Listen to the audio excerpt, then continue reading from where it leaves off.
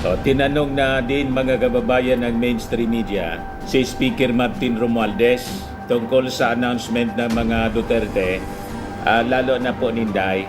Actually, si Inday yung nag-announce na yung kanyang tatay na si Maudix, saka yung kapatid niyang si Pulong at si Baste, lahat gigil na tumakbo bilang mga senador. Talaga niya, Mr. Maravillas, gigil ang termo. Hindi ko po term yun po ni Inday. Ang ginamit niyang Nagbabagang mga balita at pagtalakay sa mga isyu na lipunan. Pulsa, opinyon, para at pag-alantad sa katotohanan. Pulsa, what you see is what you get. Unisan. word, mga kababayan, raring. Ang ibig sabihin po noon, excited. Gigil. Di ba? Pag excited tapos gigil, talagang gigil na maglingkod. Di ba? Basta may confidential fan, gigil. Pag nawala na niya Mr. Maravillas yung confidential fan, nanggigigil sa tumanggal. Di ba? Ang tawag doon, tambalos-los. Kaya niya, Mr. Maravillas, inuulan ka ng inuulan ka ng basings ng mga basers mo. Binabantayan ako palagi po ng mga DDS. Gigil din sa gigil din sa mga sinasabi natin. O ngayon, ito yung sinabi ni Martin Romualdez tungkol sa announcement po ni Inday na yung buo niyang pamilya po ay gigil na tumakbo bilang senador. Ang hindi na lang yung kanyang nanay, tapos yung asawa ni Digong, tapos si Kitty.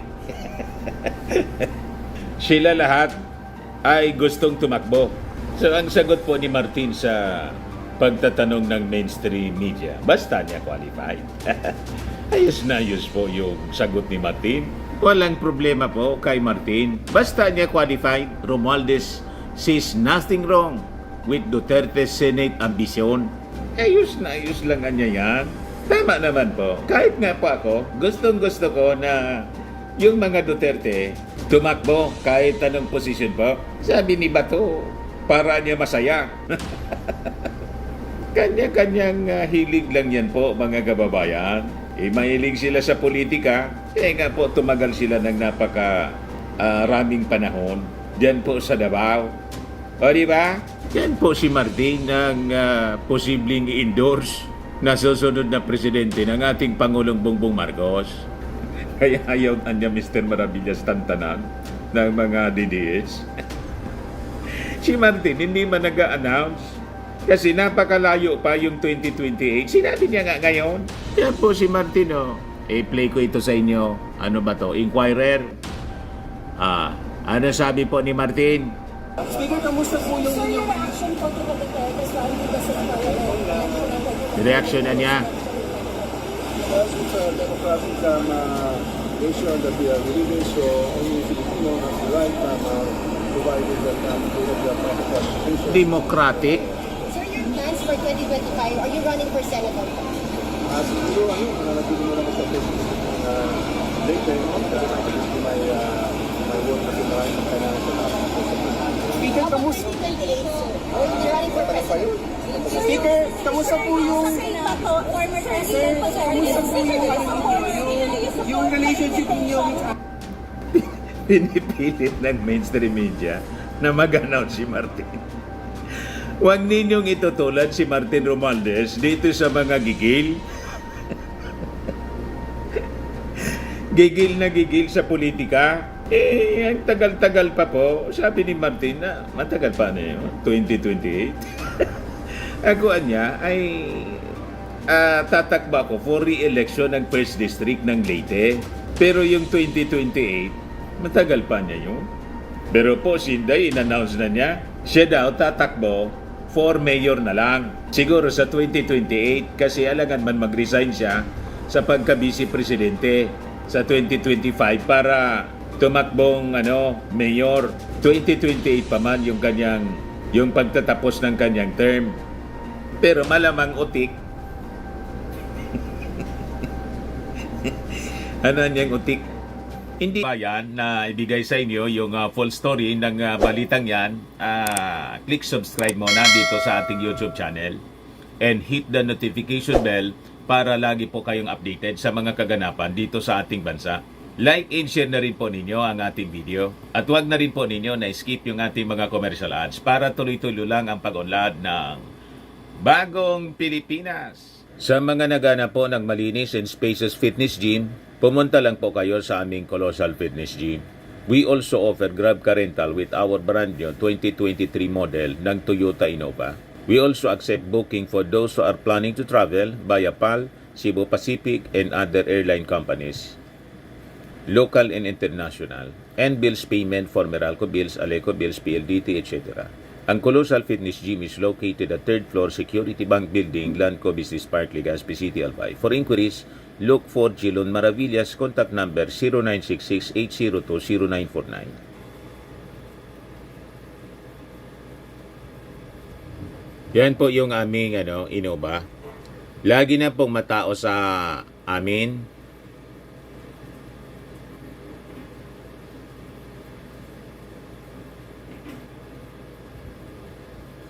Yan po mga bagong clients namin. Napakaganda at colorful at napakalinis ng aming gym po. Pati mga foreigners po pumupunta sa amin, mga British tourist po sila dito sa Legazpi. Na-set up na rin po yung aming mga brand new gym equipment.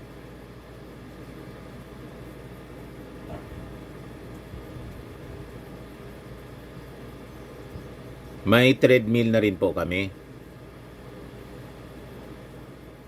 Ito naman po yung bago naming product na binibenta online. Eye Glow Serum, whitening po siya. Tingnan ninyo yung epekto sa aking anak na architect before and now. Yung mga inquiries po ninyo, dumiretso na lang kayo sa kanyang Facebook account, Riz Maravillas. Ito naman po, Firmax Firming and Lifting Cream. Pinapahid po sa mga pulses in affected area. Mainam po sa paninigas ng mga kasukasuan. Ito naman po, Automax Radiant Serum. Sa mukha naman yung application, anti-aging po siya. You will look 10 years younger than your age. Sa mga cancer patients naman po, baka lang gusto ninyo itong itry. Neng siya red mixed fruit drink. Hindi mo po siya gamot, food supplement siya. Kaya lang, gawa siya mga kababayan sa goji berry. Yung goji berry may anti-cancer properties. O ngayon, yung mga inquiries ninyo, dumiretso na lang kayo sa aming messenger sa Facebook para masagot namin agad. Ayos pa? Ayos na ayos niya, Mr. Maravillas. Totoo, kasinungalingan utik, sabi dito. Dito sa amin yung tawag ng sinungaling, utikon. Sabi ninda, hindi sukatan dapat, hindi dapat ginagamit yung honesty bilang kwalifikasyon sa public office po. So alam na. Sanay po. Sanay sa pagsisinungaling. Si Maudix po, pag nagsalita po, balibaliktad. Hanga-nganga yung kanyang mga fans, mga kababayan, kasi ang tawag nila sa ganyang sistema po, political genius niya. O diba? Pag sinungaling pala yung politiko, political genius na ang tawag ngayon. Pero dito tayo mga kababayan sa sinabi ni Martin. Sabi ni Martin, well, it's a democratic nation that we live in. So, any Filipino has the right, provided that they have the proper qualifications to seek for higher office. Kung ako ano yung tatanungin ninyo, sabi niya sa interview, nang tanungin siya, he intends to seek a third and final term as Leyte 1st District Representative next year. So, makikita po ninyo ang isang politiko na pag nagsalita po, pwede mong panghawakan. Kasi nga po, sabi nga natin, napakahirap ng leader po na unstable yung pag-iisip. Tulad po ni Inday at ng kanyang tatay, unstable po. Double-minded, sabi sa Bible po, a double-minded mind. A double-minded man pala is unstable in all his ways. Kaya po tingnan ninyo, dahil sa mga kung ano-anong dadaldal, nalagay sila sa problema. Pati yung ating bansa nalagay sa problema sa kadadaldal ni Mau Diggs, lalo na dito sa issue ng West Philippine Sea. So ayan tuloy, kung ano yung idinaldal ni Digong, kausap yung mga Chinese, pwede na ninyong gawin kaming province. Ayun, gusto na nga ang gawin tayong province ng China. Kaya nandyan na sila, ayaw nang umalis mga kababayan sa West Philippine Sea. You see, ang epekto ng isang unstable, double-minded man, mga kababayan. So, mag-ingat po tayo sa pagpipili ng isang leader, lalo na sa pagkapangulo. Importante sa isang pangulo, may isang salita. Pwede mong panghawakan yung kanyang mga salita. Hindi pwedeng yung sinabi ngayon, bukas iba na. Tama pa? Pero tama si Martin Romualdez, mga kababayan. Basta niya qualified, democratic nation tayo. Ikinran. Tumakbo sila lahat po. Di ba? Ako wala akong kontra dyan. Mas exciting po. Puwerte ang labo-labo, ika nga. Pati dito po sa vlogging natin, laging may controversy. Pag walang controversy po, matamlay. Di ba? O ngayon, mga kababayan, i-update ko na lang kayo ng mga pangyayari ngayon kasi in-endorse na yung cancellation po ng birth certificate ni Alice Goo. Pero si Alice Goo, hindi ngayon naka-attend sa Senate hearing ni Risa Ontiveros. May sakit daw, sabi ng kanyang abogado. So ito yung latest development, mga kababayan. Sabi diyan, the Philippine Statistics Authority, PSA, has endorsed the cancellation of Bamban Tarlac Mayor Alice Goo's birth certificate to the Office of the Solicitor General.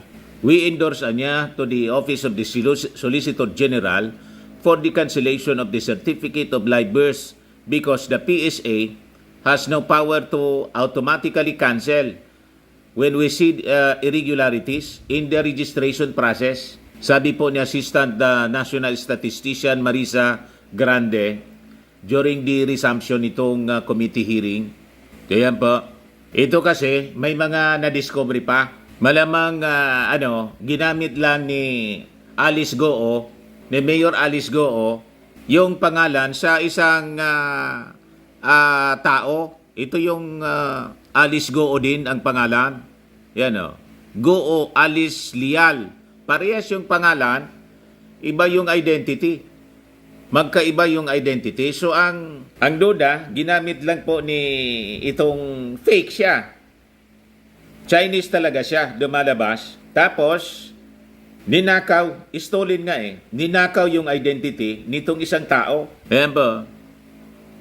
Goo Alice Lial. Sabi dyan sa report ng Philstar, is this a case of a stolen identity? Senator Risa Ontiveros posed this question after revealing that there is an NBI clearance under the name Alice Lial Goo, sharing the exact birth date of July 12, 1986 with Mayor Alice Goo.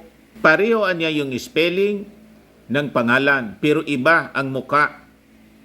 Is it a coincidence that this NBI clearance was applied for just a few days before the date of filing of the delayed registration of birth of the other Alice Lial Goo in Tarlac City? Yun ang tanong ni Risa Ontiveros. Booking na po.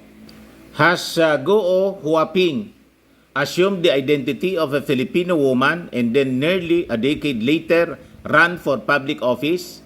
Sino po ang babaeng ito na may pangalang Alice Lial Goo pero hindi kamukha ni Mayor? Nasaan po siya ngayon? Yan ang tanong po ni Risa Ontiveros. So dapat ipahanap po kung nasaan ang isang nagngangalang Alice Lial Goo na yung birth date, mga kababayan, sakto doon sa birth date din ni Alice Goo, Mayor Alice Goo ng Bamban. Citing documents from the Board of Investment, Senator Sherwin Gatchalian earlier said Mayor Goo's real name might be Goo Huaping and she was born on August 31, 1990. Gatchalian said Goo's family applied for special investors resident visa and she entered the Philippines in 2003 when she was 13 years old. Mali po ito, 2003 yan po. Hontiveros said she has already requested the NBI to provide a copy of the Tuguos biometrics data to compare their fingerprints. Ayan po ang mga misteryo, mga kababayan. Nagkakabukingan na. O ngayon, si Senator Lito Lapid, nagsalita na rin. Dininay niya na yung lupa kung saan nakatayo po yung Pogo Hub sa Porac, Pampanga, pag-ari niya. Yun kasi yung inaakusa sa kanya at pinapakalat ng ilang mga vloggers. O ito ngayon, mga kababayan, yung pag-deny ni Senator Lito Lapid. Informed po ako dito sa Pogo, sa Porac, na ako raw ang may-ari ng lupa dito sa 10 hectares na tinatayuan ng Pogo sa Porac. At protector daw ako ng Pogo dito sa Porac. Siguro alam din na sabi ko din si Mayor din din at si Engineer. Nagkaroon na po ng hearing. Medyo mahaba lang po ng konti ito, Ma'am Chair, na kami ang protector ng Pogo sa Porac. Siguro naintindihan. Kasi si Senator Wingard Senya, nakita ko yung report mo sa balita, pero nakita ko yung mga marahas, sabi mo, pinakamarahas to. So, dininay niya, mga kababayan, Senator Lito Lapid denies during a Senate hearing the allegations of an unnamed blogger that he owns the land where the Pogo Hub in Porac, Pampanga is situated. Ayan man lang po ang mga developments ngayon. Ako po si Dante Maravillas. Bye-bye. God bless.